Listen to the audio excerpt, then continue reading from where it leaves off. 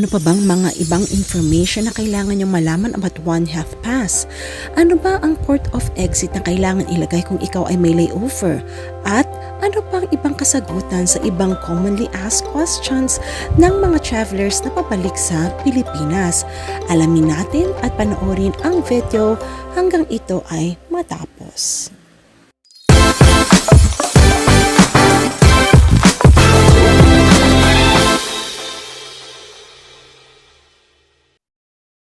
Hi everyone and welcome to my channel. Ako po ay si Jamey Iris at nais ko pong ihatid sa inyo ang latest update.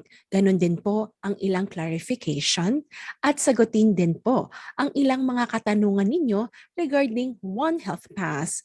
Ano po bang mga latest updates? Ganon din po ano ba yung clarification na ibibigay ko po sa inyo na napag-alaman ko lamang po just this day, just like few hours ago. Kaya sabi ko nga, let me create this video update for all of you so that at least you know the latest information that I was able to gather. At ganun din po, i-share ko sa inyo ang ilang feature po ng One HealthPass website na hindi ko pa po na-share sa inyo the last video so that at least kung dumating po ang panahon or kakailanganin niyo po ito either pre-departure or pagdating niyo po sa Pilipinas ay magagamit niyo po ito. At higit sa lahat po, I will try din po i-clarify yung ilang mga bagay na kumbaga po kailangan nating malinawan so that at least alam niyo po yung mga sagot sa katanungan ninyo regarding One HealthPass. Ayan po. And at the same time, meron lang pong mga ilang magbabago mula po dun sa isang video ko na i-share sa inyo para po mas wasto, mas tama at mas accurate po ang inyong pag-complete ng One HealthPass. So panoorin po natin ang ating video so that at least until the end, you'll get to know ano ba yung mga importanteng bagay na you have to take into consideration for the One HealthPass. Now let us start. If this is your first time to actually hear about One HealthPass at gusto nyo maunawaan ano ba ito, let me share that again to you. At doon sa iba na alam ko, maaring napakinggan nyo na ang ilang mga videos here sa YouTube channels and at the same time dito sa aking isang video, then looking forward na ma-refresh naman po ang ating mind about it. Ano ba ang One HealthPass? What is One HealthPass? Ang One HealthPass po, this is an online registration form wherein ang end goal po natin is for you to actually get the QR code na ipapresent po ninyo sa inyong check-in once you fly from your port of origin at kapag kayo po ay bumalik po sa Pilipinas at dumating na sa airport of flight destination po ninyo, then therefore ipapresent nyo rin po ito. So ano po ba itong kumaga One HealthPass? Anong purpose po nito?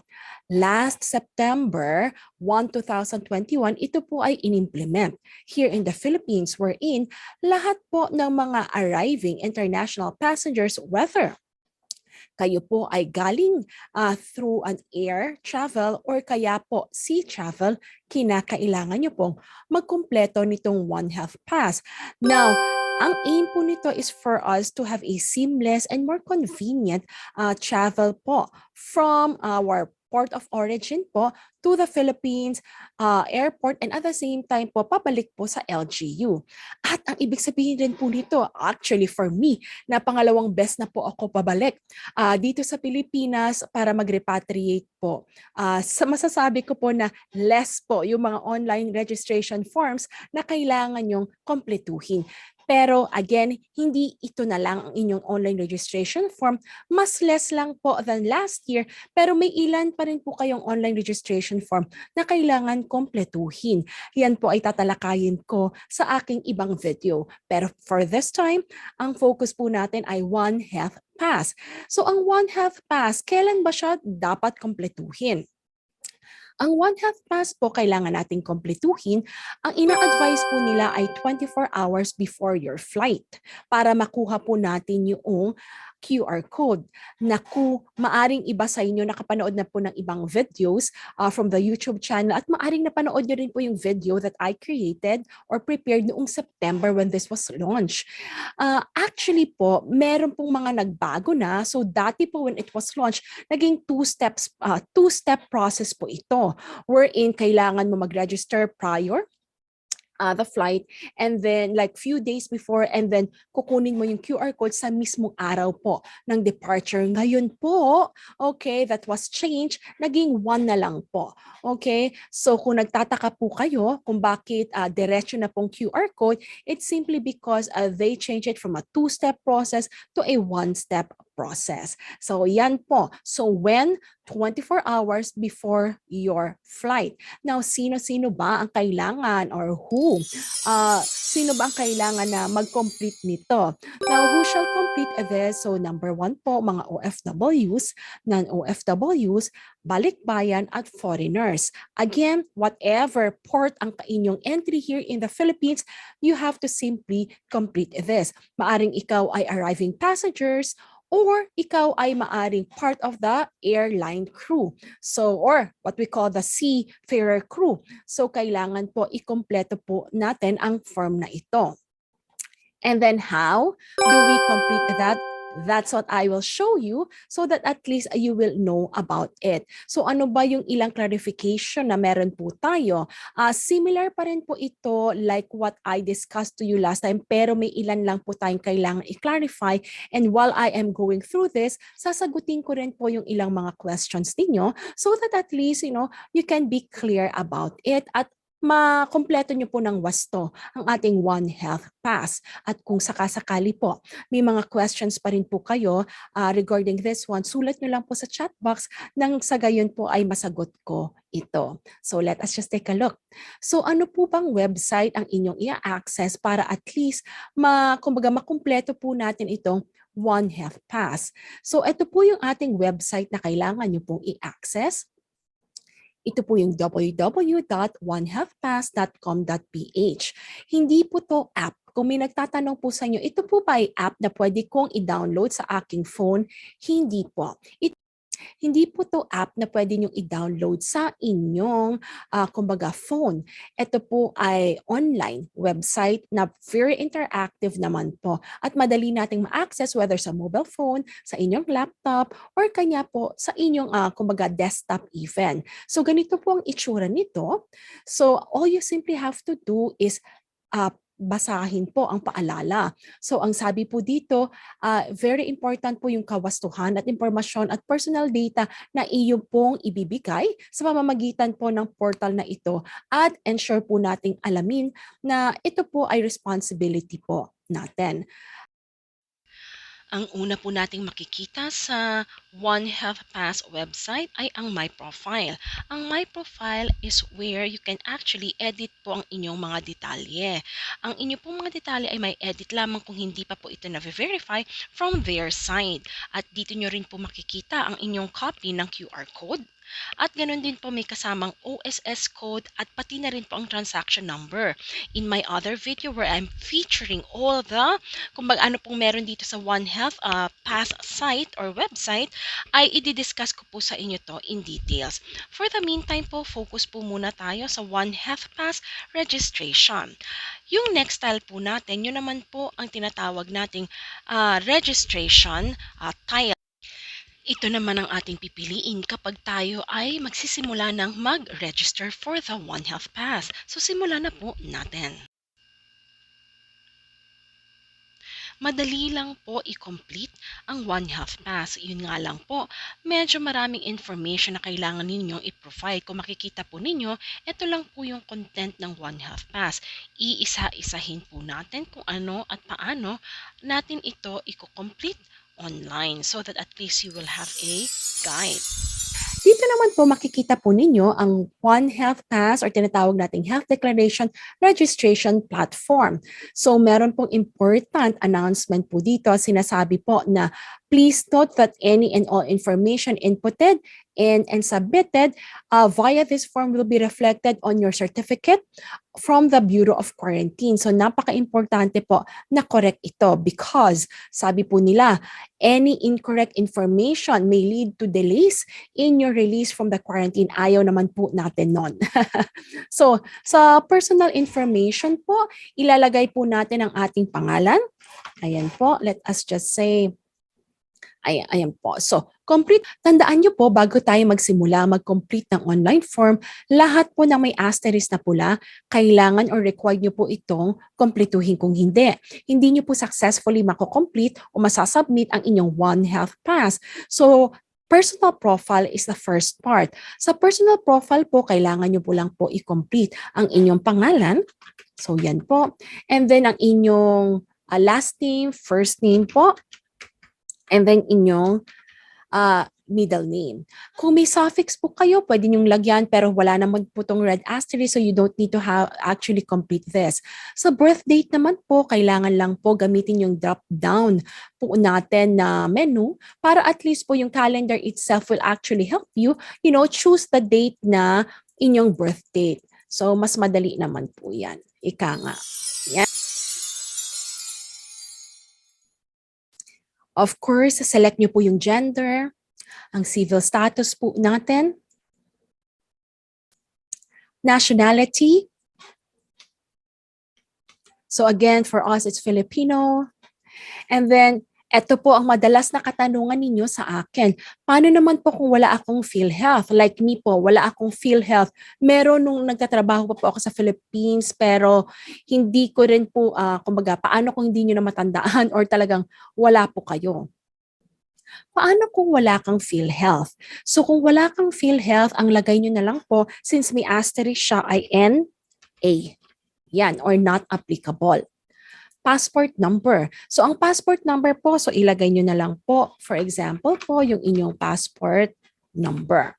And then local Philippine number. Para sa ating mga Filipinos, madalas ang mga roaming numbers po natin kung hindi po kayo naka-postpaid at naka-prepaid lang po kayo ay nag-expire sa abroad. So ano po ang gagawin po ninyo? So dalawa po madalas ang mga katanungan dito. So sasagutin ko po. Una, pwede ko bang ibigay ang phone number ng aking kamag-anak or aking spouse? The answer is yes, as long as pumayag po sila na ibigay ang kanilang number. Now, pangalawa po, just make sure to tell them that ano man po yung message or text messages na ibibigay po or isesend sa kanila ng OHP o ng One HealthPass, paki-inform lang po kayo. And of course, email address. So, napaka-importante po na mabigay nyo ang correct email address. So, yan.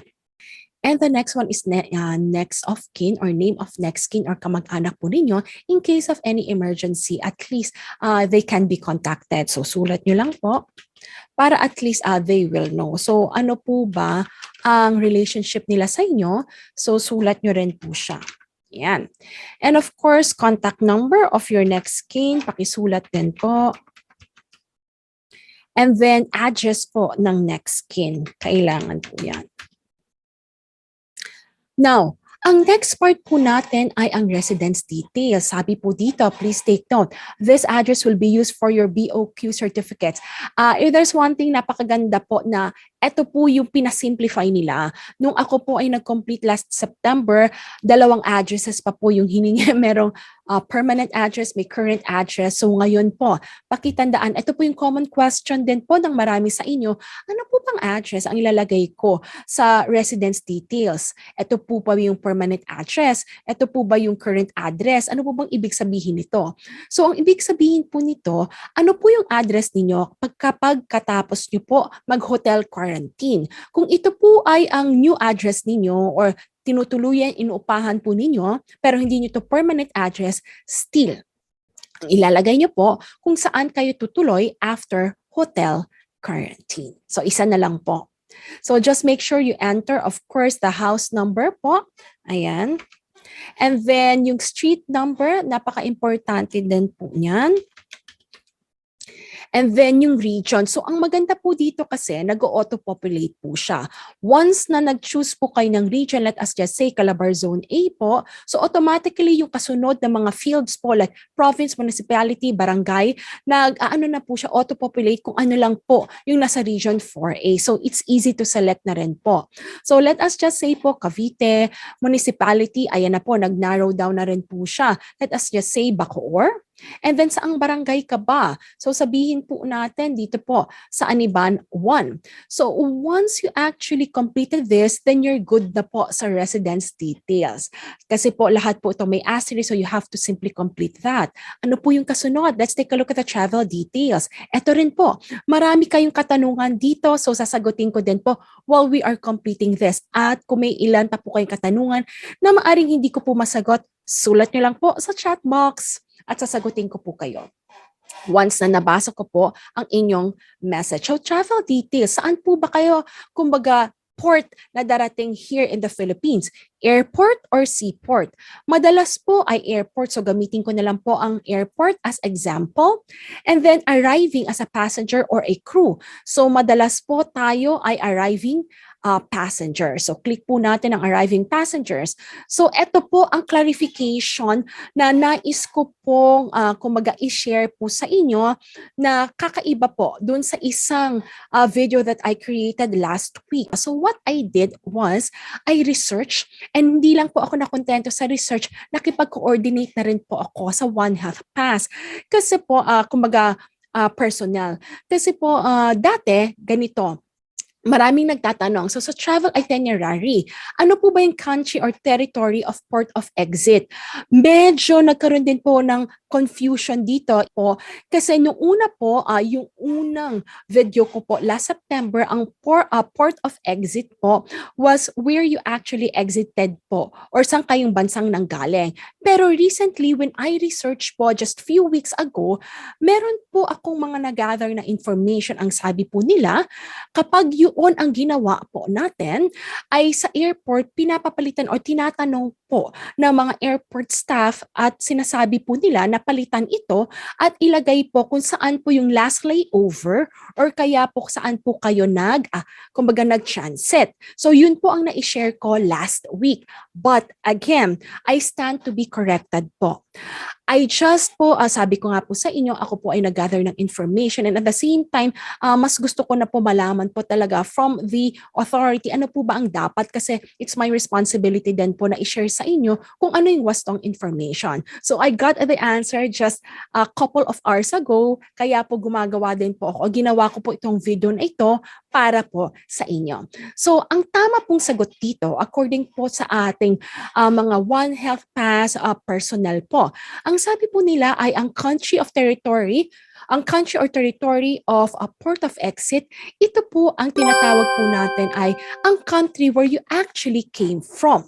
Hindi po ang layover country. So clarification lang po ito. And at the same time, dun po sa nanood po ng video ko last time, ito po yung pagbabago at winawasto po natin yung information. So, ako po ay nanggaling sa London. So, United Kingdom po ito. Ano po yung port of exit? Ito po ay London. And at the same time, ano po yung airport kung saan ako po ay dadating? Ito po ay ang Clark. Ang airline name po ay Qatar Airways. And ano po ba yung flight number? We're in from Qatar to Manila. Ayan, you don't have to specify na po yung actual layover po ninyo kasi malalaman naman po yon sa Qatar Airways. And then yung date of departure po, ayan, so date of departure, November 2, dating din po sa Pilipinas, November 2. Again, kung hindi nyo pa po alam yung seat or bed number po ninyo, kasi sometimes po yung iba allowed na mag-check-in online. That's quite good. Gawin nyo po yung makukuha nyo po yung seat ninyo. But there are times, lalo na kung kayo ay OFW at ang bumili po ng ticket ninyo ay yung inyong company, there are times na gusto po nila na mag-check-in ka na lang doon sa counter itself. So hindi nyo pa makukuha itong seat number. So it's okay lang po. Wala po tong asterisk so you can leave it blank.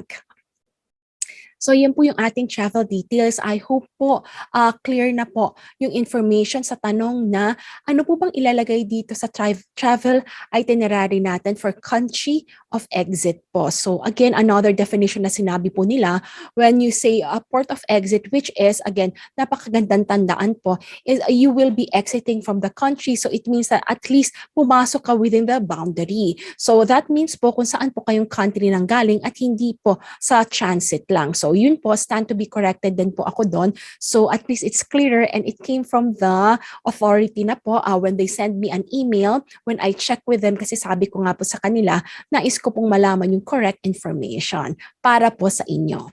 So, pagkatapos po ng travel details, syempre ka-classify din po natin. Anong type of traveler po ba kayo? Ito, marami din pong questions po kayo dito. So, sasagutin ko rin po. Type of traveler. So meron po ditong foreign national, non-OFW at OFW. So simulan po muna natin sa foreign national. Of course, for any foreigners who will be coming to the Philippines who are holding, kumbaga, a foreign passport, you will fall under the foreign national. Kung sakasakaling non-OFW, kailan mo ilalagay na ikaw ay non-OFW? Good question po yan. So let us choose non-OFW. When are you an non-OFW? Yan po yung question. So, non-OFW po kayo, number 1. Kung sakasakali kayo ay dependent ng isang OFW, pero lilipad po kayo sa Pilipinas na hindi nyo po kasama ang OFW, so you will be classified as non-OFW. Isa pa po. Kung sakasakali po, kayo naman po ay Filipino, nakatira kayo sa ibang bansa, along with your relative.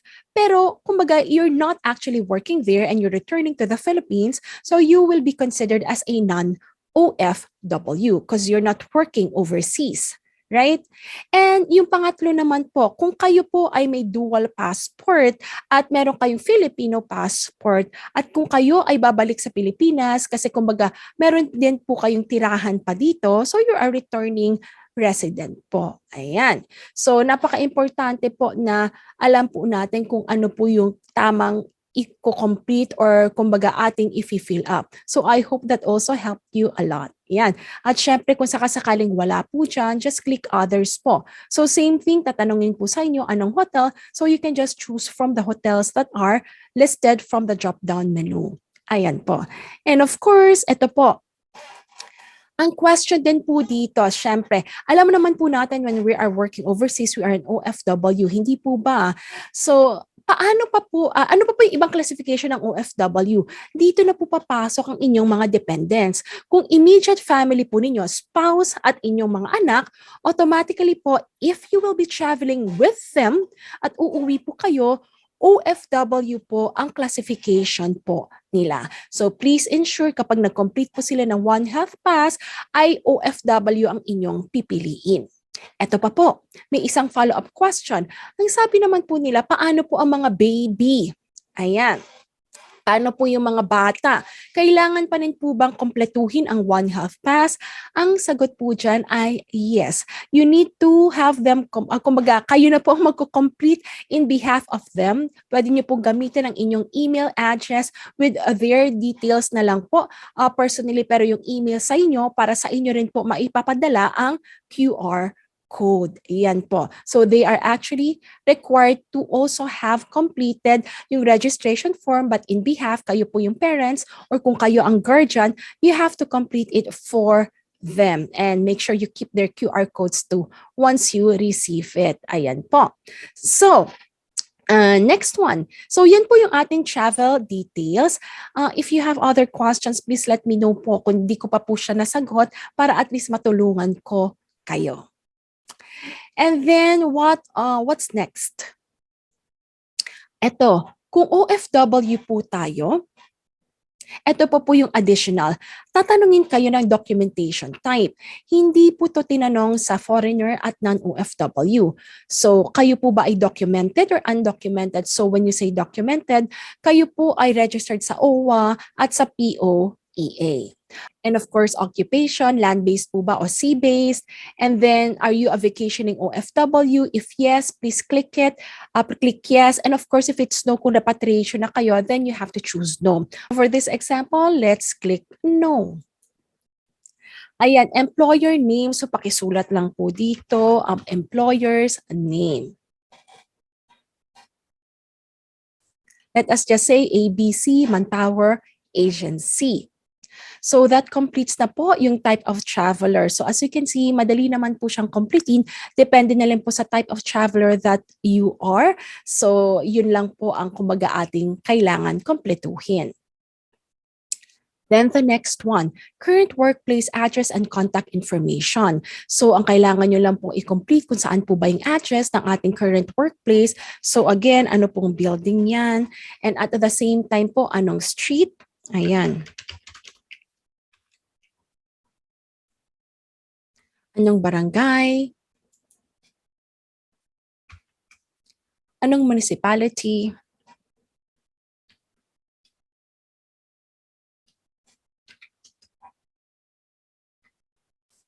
Province? Name of the workplace?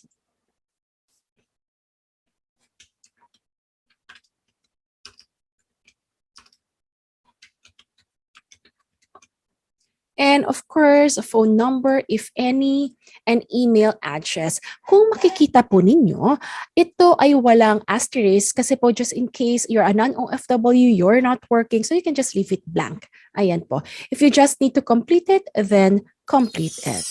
Now, let's talk about vaccine information. Ang vaccine information po, as you can see, it seems short po, di po ba? Yan ay kung no ang answer ninyo. Pero kung yes ang answer ninyo, eto po. So, makikita po ninyo, hihingin po sa inyo ang first dose details ninyo at ganoon din po ang second dose details po ninyo. So, if may first dose na po kayo, click nyo lang po ito. And then, kailan yung first dose po ninyo? So, like for me, it was June. Yan, June 10, 2001. Ano po yung vaccine name? So, that will be Pfizer. And then, skip nyo na lang po yung batch of first dose unless you have the information. Country where you got vaccinated. So, in my situation po, that's United Kingdom. And at the same time, yung region of health facility, since ang nakalagay po dito ay sa Philippines po, just leave it blank. Since hindi naman po siya may asterisk na pula. Ganun din po yung vaccination center facility at remarks. Yan. Ito po kailangan yung sagutin, although wala po siyang asterisk. First dose adverse events, so meron ba o wala? So sa akin, no na lang po siya. At kung yes yan, then give the details. Sa second dose, it's similar din po. So ang inyong date of your second dose, so sa akin, August, and po August 4. And the name of vaccine, same pa rin. Leave na po yung batch of second dose unless you have the info. Country where you're vaccinated. Sa akin po, United Kingdom. So, yan po. Yun. And then after that, region, health facility, leave it blank na rin po kung hindi po kayo sa Pilipinas vaccinate. Ganun din ang vaccination center facility. Again, you can complete the second dose adverse effects, if any. Again, optional po ito. Ako po, none. So wala naman po. At kung yes, same din po kanina, remarks lang po, isulat po natin. Ito na po. Upload vaccine card certificate. Ito po yung wala last September, pero ngayon meron na po. So all you simply have to do po is choose the file. For example, doon po sa inyong, ito sabi po dito, please upload a clear photo of your vaccine card or certificate. The photo must be in JPG or JPEG format and your details. Where your details, ayan, are indicated. So, kailangan po, klaro po yan, ha? So, i-upload lang po natin. Kung if you have a one vaccine card, then i-upload po natin yung isa. Kung mapapansin po natin yung may asterisk po, yung una lang po. Kung sakasakaling dalawa po ang sa inyo, then you can also use the second ito pong upload feature, pero wala po siyang asterisk. So, kung sakasakaling isa lang po yung sa inyo, wag po kayo mag-alala. That will be fine po. Ito po, may questions po sa akin. Marami pong, kumbaga, nagtatanong po nito sa akin. Ano po ba yung format na kailangan kong gamitin when it comes to vaccine certificate? Lalo na po kung kayo po ay nasa ibang bansa. Ang masasuggest ko po sa inyo is please ensure that you call POLO, OWA, or sa Philippine Embassy po ninyo. Bakit? Kasi meron pong ilang certificate na hindi ino-honor daw po ng POLO, OWA when they are, kumbaga po, tinitingnan o chine-check po nila ito. Ito po ay based po doon sa isa ko pong nakausap na OFW. Kaya po very important na kailangan alam po ninyo. Para nang sa gayon po, kung kailangan nyo mag-request ng certain certificate po, kasi yung sa kanya nagkataon po na issue ng company pero may kailangan pa po silang national na kailangan i-request at yun po yung tinitingnan po no Polo OWA dun sa country nila. So yun po yung kanyang inintay na it took like 10 days pa ang turnaround time bago ma-receive yun. Pero salamat naman bago his flight ay nakuha niya na po. So kasi po i-check and verify din po ito ng kumbaga kung sinong in charge and at least it's good na rin po na yung i-upload ninyo ay yung kailangan. Yan po. And then, ito po. So, once you upload that, so at least meron na po kayong kumbaga vaccine or card certificate. Ang next naman po, yung COVID-19 RT-PCR test result. Now, ito po kasi last October 14, nagkaroon po tayo ng kumbaga latest IATF memorandum wherein meron pong mga bansa from green countries, di po ba, na darating sa Pilipinas. At sila po kasi, they don't need to quarantine kung fully vaccinated as long as meron po silang RT-PCR result taken 72 hours before their arrival here in the Philippines. At kapag negative ang resulta, pwede na po silang hindi mag-quarantine po sa hotel facility. So yan po. Ito pong field na to ay for them. So sa atin, kasi ako I came from a yellow country po, so hindi po to applicable. So my answer will be no. Now, it could be, yan po, para po yan sa Filipinos or for foreigners coming from the green countries. Now, ito po, countries traveled from. So, ito po yung kung saan ka nag-work, nag-visit, at nag-transit in the last 30 days. So, very clear naman po siya. So, saan ka galing? So, ako po, halimbawa po, United Kingdom, and then nag-transit po ako sa Qatar. So, kasama na rin po yon. At kung may extra pa po kayong country na pinuntahan, you can actually complete country 3, country 4. Pero kung wala naman po, like me, dalawa lang, okay lang po. Wala namang asterisk po yung number 3 at number 4 country. Now, let's talk about the exposure history. So sa exposure history po natin, sagutin lang po natin itong dalawang questions na ito. So history of exposure to known probable and confirmed COVID-19 case 14 days before the onset of any signs and symptoms. Or if asymptomatic, meron ka bang nararamdaman upon completing this form that could possibly be, ito sabi po nila, 14 days before swabbing or specimen collection? Kung wala naman po, just answer no. Ito rin po, second question, have you been in a place with a known COVID-19 transmission 14 days before the onset of signs and symptoms? So kung wala naman po, ang sagot nyo po ay no. At kung yes, please answer yes and they will give you like another field na kukomplete nyo so that at least kung kailangan ng contact tracing, magkakaroon po ng contact tracing. And then next one po, so tapos na po tayo dyan, exposure history, clinical information. Have you been sick in the past 30 days? Kung ang answer niyo po ay yes, pakitik ang yes. Kung ang answer niyo ay no, like me, so tick niyo lang po yung no. And then answer this also accurately. Meron po ba kayong existing comorbidities na nasa listahang ito? Cancer, diabetes, gastrointestinal, ito po yung mga genito, urinary, heart disease, hypertension, lung disease, and neurological disease. Kung meron, pakitik lang po ang kumbaga box na ito. Kung wala naman po, that's fine, leave it blank. At kung sakaling may existing comorbidities kayo pero wala doon sa listahan, maaari nyo pong isulat dito. And finally, natapos na po natin ang clinical information at nasa ending na po tayo. So data privacy and affidavit of undertaking. So pakibasa lang po ang bawat isa na ito because sabi nga po dito, data privacy and affidavit of undertaking, all the information that you have written or indicated here in this form, katulad po nung nasa unahan, ay sinicertify niyo po true and correct. Any inaccuracy might affect, of course, kumbaga, yung inyong pinaka-form and you will be liable about it. It also mentions that you are authorizing the DOH or Bureau of Quarantine to collect and process the data indicated for the purpose of effective control of the COVID-19 virus. And dun sa pangatlo naman, sabi dito, I am staying at a hotel I indicated which is an accredited quarantine facility by the DOH. So if you will see, yun po yung mga main sections po nitong ating undertaking na kailangan nyo pong, affidavit of undertaking na kailangan nyo pong i-complete. So once you're okay na po, click nyo lang po itong check sa red, itong may mga red letters na nagsasabi po, I hereby attest that all the information stated on this application are true and correct based on my personal knowledge, and I am fully aware that I can be subject to disciplinary action for any misrepresentation on my part. So yan po. So make sure all information are correct. And once you're complete, ito lang po, i-copy lang po natin yung CAPTCHA. So for example po yan, ZKPBXN. And once you're done with that, ito na po yung button, click submit. Ayan. So once you click submit po, you will see it will be processing.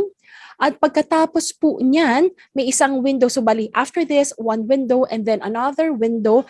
And then yung final window, it will give you yung third one. It will give you po yung inyong QR code, which looks like this. So this is how the QR code looks like. What you will be actually receiving from your email or from the laptop. At the same time po sa mobile phone na ginagamit ninyo, makikita nyo po yung once completed po, andun agad po yung inyong QR code. So what you have to do, just take a screenshot of it. Now kung sakasakali, minsan po kasi may mga, po tayo subscriber, they said, Jamie, hindi ko po na screenshot, anong gagawin ko? Makikita ko pa ba yun? Yes, you can still see it. So saan nyo pa pwedeng makita yung QR code ninyo? So number one, sa email ninyo. Email ninyo, isasend din naman yung One HealthPass QR code. Ito pa po, some extra challenges po na na-encounter po ng ating mga subscribers. Sabi po nila, paano yan, Jamie? Wala pa rin akong email. Hindi ko siya na-screenshot. Tapos wala pa rin akong email from One HealthPass na re-receive. Paano ko makikita yung aking QR code? Lilipad na ako. So ganito po ang gagawin natin. Kung talagang wala pa rin po, at kasi 24 hours lang po yung inyong kumbaga completion, di po ba? Huwag kayong mag-alala. Ipapakita ko sa inyo paano nyo mariretrieve ito kung sakasakaling. Number one, hindi nyo na screenshot. Number two, hindi dumating po sa email ninyo yung kumbaga supposed to be email of QR code na ipapadala sa inyo. I hope wag naman po mangyari. Pero just in case, ito po yung tip ko sa inyo kung paano nyo makikita. Ito, click na po tayo sa One HealthPass website. Again, just click OK. Saan naman po tayo pupunta para makita nyo ang iyong QR code? Click nyo po itong My Profile. Ayan. Para makuha ninyo ang inyong QR code at pwede nyo rin pong itong i-print, kailangan nyo lang po i-enter ang inyong QR code or ang OSS number ninyo, and kasama na po ang kasunod ay ang inyong last name. At makikita nyo na po ang inyong QR code, kasama na po ito yung mga detalye na inyong in-upload, and at the same time po ang transaction number ay makikita rin po sa baba ng OSS number ng inyong QR code. And everyone, again, let me remind you, please make sure that you screenshot po ang inyong QR code kasi yan ang unang hahanapin sa inyo before you actually fly at mag-check-in. And all throughout your journey, yan po ang hahanapin po nila from the point of origin to the airport and at the same time hanggang sa hotel at pabalik nyo sa LGU. So with that, everyone, I hope you learned a lot from this video. At kung sakasakaling may question pa po kayo, please let me know so that at least I can help you out with that. So once again, everyone, this is Jamey Iris of Jamey Iris Talk TV saying thank you for watching and have a safe flight and stay safe and stay healthy. See you! If this video had helped you, please click like, and I'm inviting you to please subscribe to my channel. I'll see you in my next video, and thank you so much everyone.